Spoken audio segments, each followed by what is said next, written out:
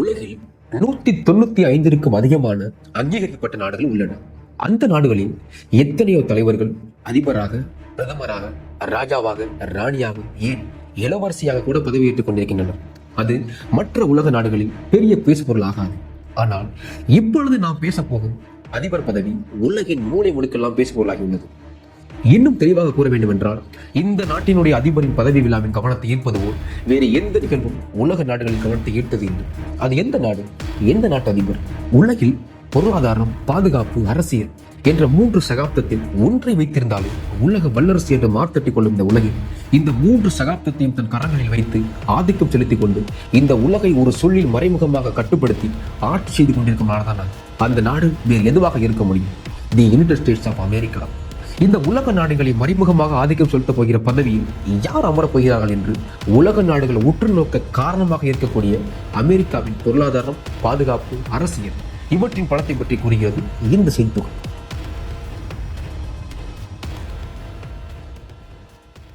Number 1, அமெரிக்காவின் பொருளாதார வலிமையை விளக்க வேறு எந்த உதாரணமும் வேண்டாம்.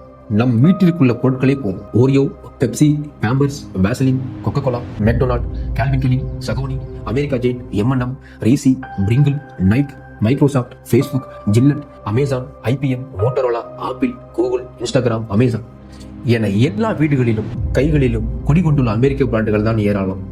இந்தியாவில் மட்டுமல்ல, உலகின் பெரும்பாலான நாடுகளிலும் இதே நிலைதான். உலகில் முன்னணி பிராண்டுகளில் 100 கணக்கில் கொண்டோம் என்றால் அவற்றில் 51 பிராண்டுகள் அமெரிக்காவை சேர்ந்தவையாக தான் இருக்கும். இதுதான் அமெரிக்காவின் பொருளாதாரம். நம்பர் 2, அமெரிக்காவின் ராணுவ நிலை. உலக மக்கள் தொகையில் அமெரிக்காவின் பங்கு வெறும் 5% மட்டுமே. ஆனால் உலக பொருளாதார மதிப்பில் சுமார் 26% அமெரிக்காவின் பிடியில் தான் உள்ளது. உலக சந்தையை தன் வசப்படுத்தியுள்ள அமெரிக்காவின் ஒட்டுமொத்த பொருளாதார வலிமையின் மதிப்பு சுமார் $30 டிரில்லியன். சரிங்க, எவ்வளவுதான் பணம் இருந்தாலும் நிம்மதியாக வாழ ராணுவ வலிமை முக்கியம் அல்லவா? அதிலும் அமெரிக்கா கில்லிதான். உலக நாடுகள் மேற்கொள்ளும் ஒட்டுமொத்த ராணுவ செலவுகளில் அமெரிக்காவின் பங்கு சுமார் 37% என்பதை அமெரிக்காவின் ராணுவ வலிமையை உலக நாடுகள் வியக்க வைக்கும் எண். இன்னும் தெளிவாக கூற வேண்டும் என்றால், பாதுகாப்பிற்காக அமெரிக்கா செலவிடுவது சுமார் $850 பில்லியன். அமெரிக்காவுக்கு அடுத்தாற்போல் $290 பில்லியன் சீனா 2ஆம் இடத்திலும், $142 பில்லியன் ரஷ்யா 3ஆம் இடத்திலும், $74 பில்லியன் இந்தியா 4ஆம் இடத்திலும் உள்ளன.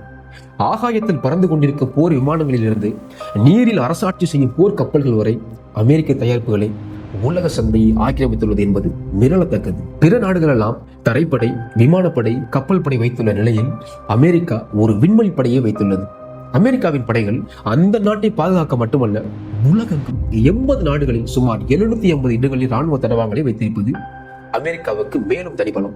இப்படி உலகமெங்கிலும் 780 இடத்தில் ராணுவ தடங்களை கொண்டுள்ளதால் பூமி பந்தில் எந்த ஒரு இடத்திலும் நினைத்த நிமிடத்தில் தாக்குதலை தொடங்கும் திறன் அமெரிக்காவுக்கு உள்ளது. நம்பர் 3, பொருளாதாரத்திலும் படைபலத்திலும் நம்பர் 1ஆக இருக்கும் அமெரிக்கா அரசியலில் மட்டும் பின்தங்கி வருமா என்ன?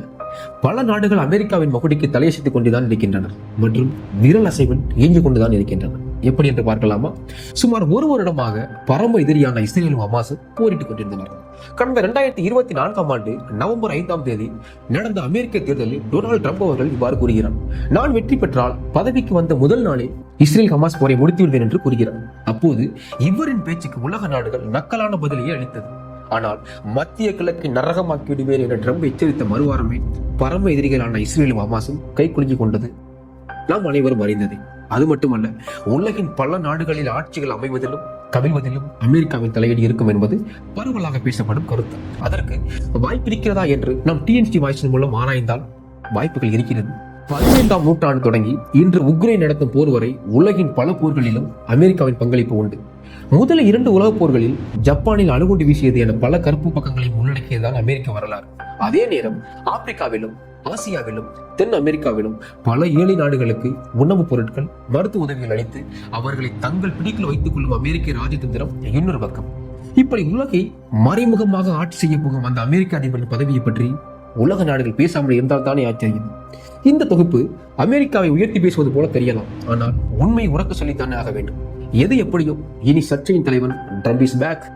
மீண்டும் இன்னும் ஒரு சுவாரஸ்யமான தகவலோடு உங்களை சந்திக்கிறேன். வாழ்க நாம் தமிழ்.